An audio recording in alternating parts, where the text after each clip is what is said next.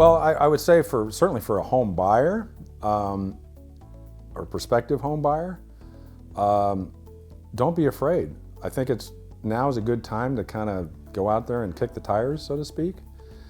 Again, keep going back to last year or the year before. If somebody who was looking to buy a home saw a listing that they liked, they had to scramble to even have a shot at it.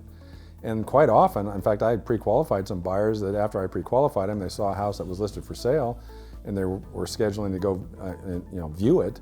And by the time they did, it was already in escrow.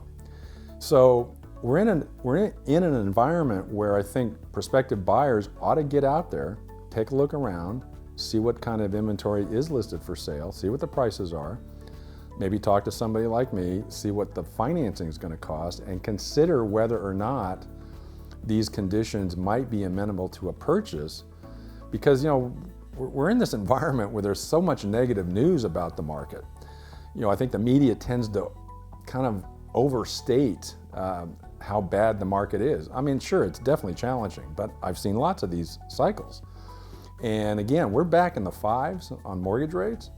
If you go back and look at mortgage rates over 50, 60 years, you can Google that and see the history.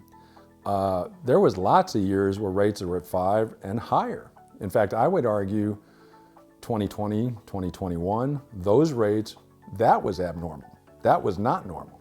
We're actually back on an interest rate front, getting back to what I would call normal. Yeah, we'd like to see it come down a little bit, maybe low 5s or even 4s would be better.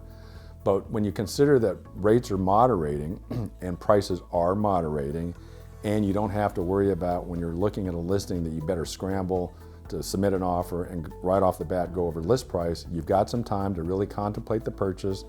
Again, talk to somebody like me for financing, talk to your agent, come up with a strategy to effectively negotiate a price that's going to work for them.